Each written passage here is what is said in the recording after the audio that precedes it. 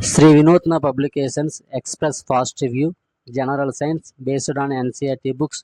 Unit 1 Biology Jevashastram Chapter 16 వృక్ష శరీర ధర్మశాస్త్రము ప్లాంట్ ఫిజియాలజీ మొక్కల్లో జరిగే వివిధ రకాల జీవక్రియల అధ్యయనం వృక్ష శరీర ధర్మశాస్త్రము ప్లాంట్ ఫిజియాలజీ.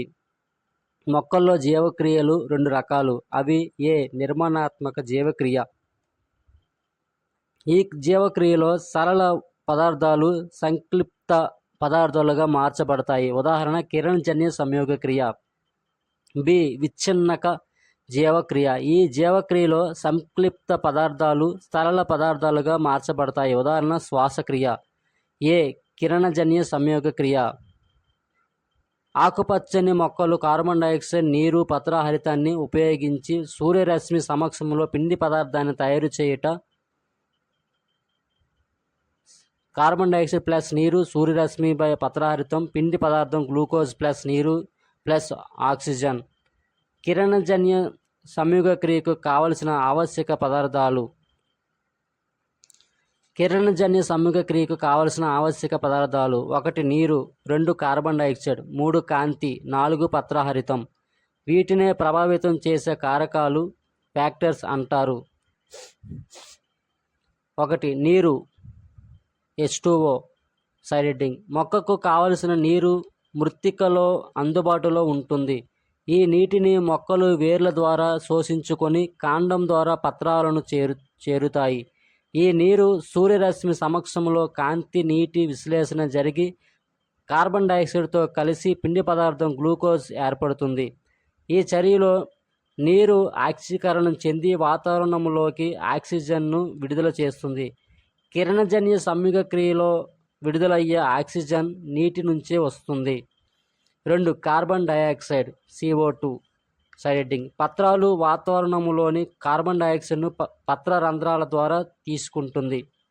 వాతావరణంలో కార్బన్ డైఆక్సైడ్ 0.03% ఉంటుంది. 3 కాంతి లైట్ సైడ్ హెడ్డింగ్. కిరణజన్య సంయోగ క్రియ ఒక శక్తి గ్రాహక చర్య. దీనికి కాంతి శక్తి అవసరం. ఇది ఎక్కువైతే కిరణజన్య సంయోగ క్రియ ఎక్కువగును. భూమి మీద పడే కాంతిలో మొక్కలు కేవలం 1.5% కన్నా తక్కువ శాతం కాంతిని ఉపయోగించుకుంటాయి.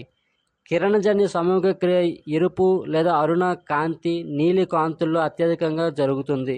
ఆకుపచ్చని కాంతిలో జరగదు. కారణం మొక్కలు ఆకుపచ్చ కాంతిని పరావర్తనం చెందిస్తాయి. అందువల్ల మొక్కలు చూడటానికి ఆకుపచ్చ రంగులో కనబడతాయి. ఫియోఫైసి మొక్కలు లేదా గోధుమ రంగు శైవలాలు సూర్యకాంతితో పాటు చంద్రకాంతిలో కూడా కిరణజన్య సంయోగ క్రియ జరుపుతాయి. 4 పత్రహరితము. పత్రహరితాన్ని వేరు చేసినది పత్రహరితం అనే పేరు పెట్టింది పెల్లెటియర్ మరియు కావన్సో 1817. రేణువులు. ఇవి త్వచంతో కూడిన నిర్మాణాలు. ఇందులో 3 త్వచాలుంటాయి. లోపలి త్వచం ఏర్పరిచే నిర్మాణాలను దొంతరలు అంటారు. దొంతరల మధ్య ద్రవంతో నిండిన భాగము స్ట్రోమా. అనేక దొంతరలను కలిపి గ్రానా అంటారు. హరిత రేణువులో కేంద్రకం, DNA, పోచ, కొవ్వు కణికలు ఉంటాయి. హరిత రేణువును వేరు చేసినది డేనియల్ ఆర్నాన్ 1954. హరిత రేణువులో కాంతిని శోషించే పదార్థాలు కిరణజన్య సంయోగ క్రియ వర్ణకాలు. కిరణజన్య సంయోగ క్రియలో పాల్గొనే వర్ణద్రవ్యాలు. 1 పత్రహరితం లేదా క్లోరోఫిల్. పత్రహరితం ఆకుపచ్చ రంగులో ఉండి కిరణజన్య సంయోగ క్రియలో పాల్గొనే ఒక వర్ణద్రవ్యం. పత్రహరితం పత్రాలలో ఉండి సూర్యకాంతిని కేంద్రీకరించి రసాయనిక శక్తిగా మారుటకు తోడ్పడుతుంది. పత్రహరితంలో ఉండే మూలకం రక్తంలో హెమోగ్లోబిన్, ఐరన్. దీని నిర్మాణంకి కావలసిన మూలకం నైట్రోజన్. దీని ఉత్పత్తికి కావలసిన మూలకం ఐరన్. టీనియోఫిల్లం అను మొక్కలో వేర్లు పత్రహరితాన్ని కలిగి ఆకుపచ్చగా రిబ్బన్ ఆకారంలో ఉండి కిరణజన్య సంయోగ క్రియ జరుపుతాయి. ఎడారి మొక్కల్లో కాండము ఆకుపచ్చగా ఉండి కిరణజన్య సమూహ క్రియ జరుగుతుంది. ఇలాంటి కాండాన్ని క్లాడోఫిల్ లేదా పత్రభ కాండము అంటారు. కిరణజన్య సమూహ క్రియ వర్ణద్రవ్యాలు థైలాకాయిడ్ దొంతరలలో ఉంటాయి. పత్రహరితం లేదా క్లోరోఫిల్ 2 రకాలు. అవి 1 నీలి ఆకుపచ్చ రంగు, 2 పసుపు ఆకుపచ్చ రంగు. 2 కెరోటినాయిడ్స్. ఇవి నారింజ, పసుపు, ఎరుపు వర్ణానికి కారణం. ఇది 2 రకాలు. అవి 1 కెరోటిన్స్ సైడింగ్. ఇవి ఎరుపు, నారింజ వర్ణానికి ఇస్తాయి. ఉదాహరణ 1 టొమాటో ఎరుపు వర్ణానికి కారణం లైకోపిన్. ఇది క్యాన్సర్ నిరోధకంగా పనిచేస్తుంది. ఉదాహరణ 2 క్యారెట్ నారింజ వర్ణానికి కారణం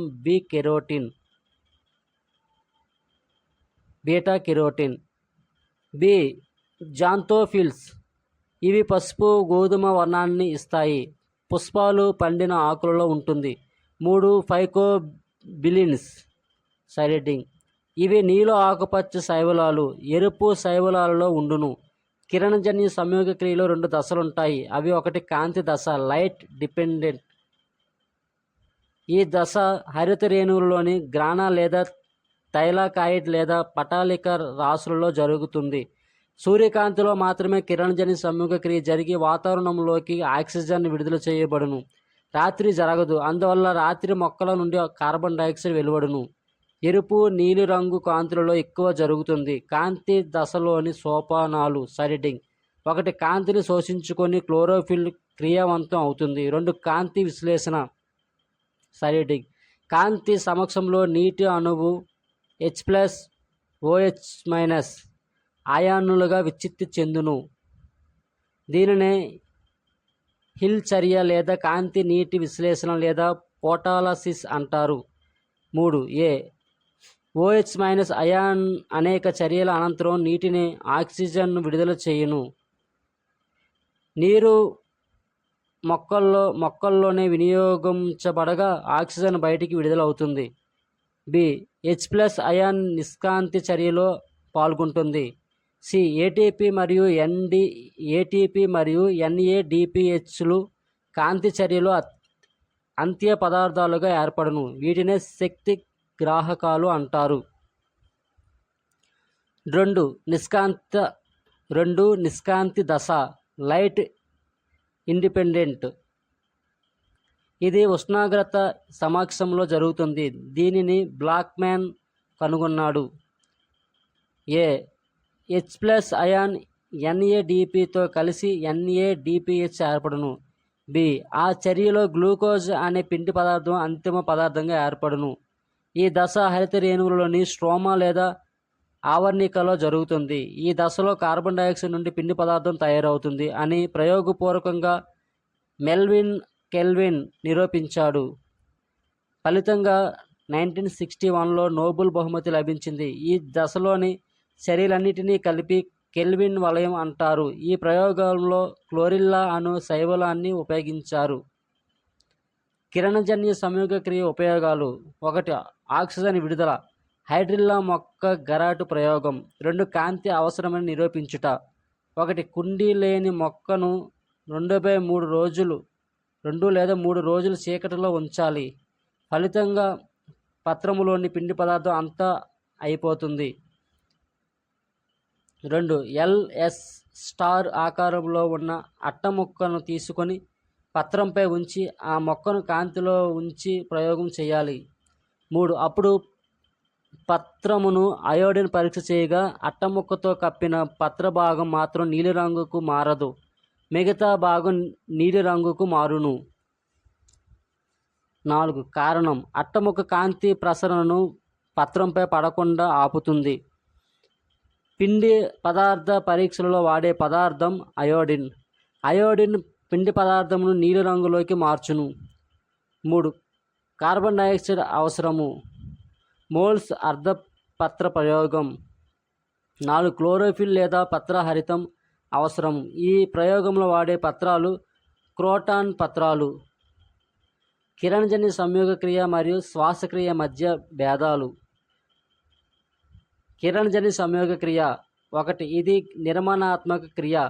శ్వాసక్రియ ఒకటి ఇది విచ్ఛిన్న క్రియ. కిరణజన్య సంయోగ క్రియ 2 ఇది శక్తి గ్రాహక చర్య. శ్వాసక్రియ ఇది శక్తి విమోచక క్రియ.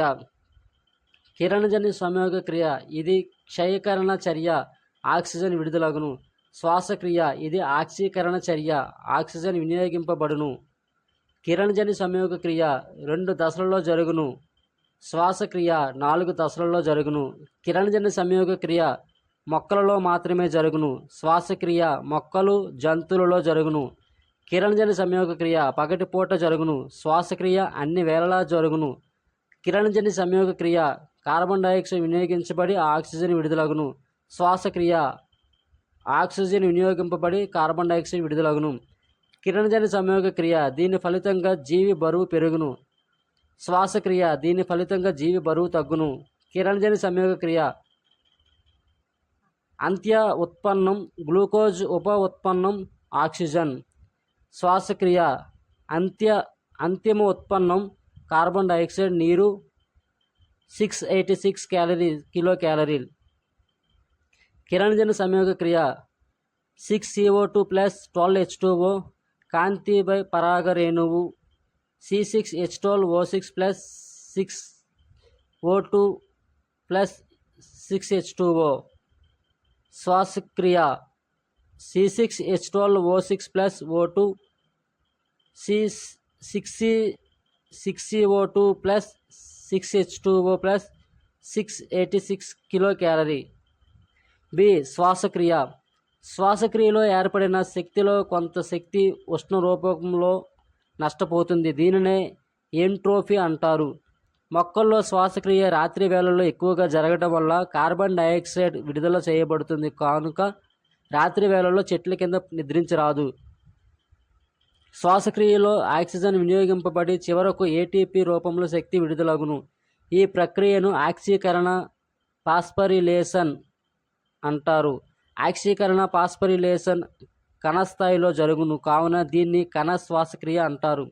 శ్వాసక్రియలో ఏర్పడిన శక్తి ఏటీపీ రూపంలో మైటోకాండ్రియాలో నిల్వ చేయబడుతుంది. అందువల్ల మైటోకాండ్రియాను కణశక్తిగారం అంటారు. శక్తి ఏటీపీ రూపంలో ఏర్పడుట. ఏటీపీ అనగా అడెనోసిన్ ట్రైఫాస్ఫేట్. ఏడీపీ అనగా అడెనోసిన్ డైఫాస్ఫేట్. ఏటీపీని కనుగొన్న శాస్త్రవేత్తలు 1 ఎల్లప్రగడ సుబ్బారావు, 2 లోహమెన్, 3 ప్రుస్కీ. ఏటీపీ గల చక్కెర రైబోజ్ రకానికి చెందినది. ఏటీపీను ఉత్పత్తి చేయు కణాంగాలు హరితరేణువు మరియు మైటోకాండ్రియా. ఏటీపీని శక్తి, సెల్ కరెన్సీ, జీవ కరెన్సీ, కణాల యొక్క శక్తి, నగదు, కణాల యొక్క నాణెము అంటారు. ప్రతి ఏటీపీలో నిల్వ ఉండే శక్తి 7.6 కిలో క్యాలరీలు. వాయువుల రవాణా వ్యవస్థ పద్ధతిలో జరుగుతుంది. వాయు సాంద్రతలో తేడాల వలన.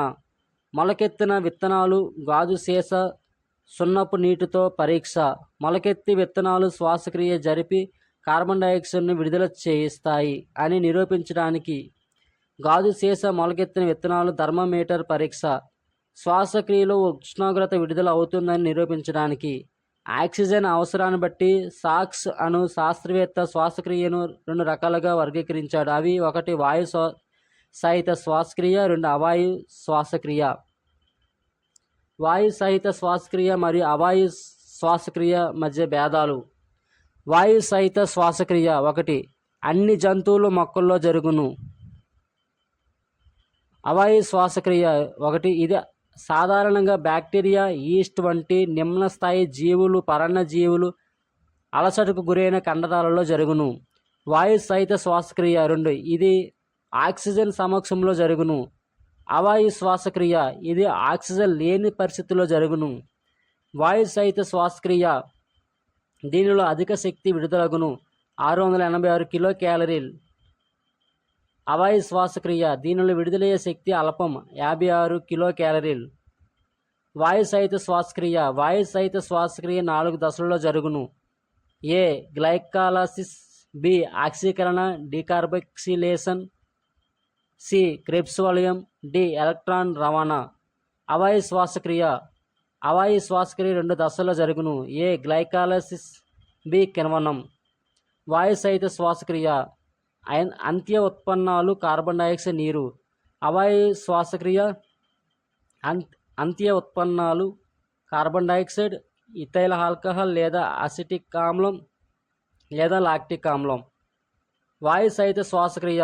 ఇందులో ఏర్పడే ఏటీపీల సంఖ్య 38 కాగా నికరంగా మిగిలేది 36 ఏటీపీలు.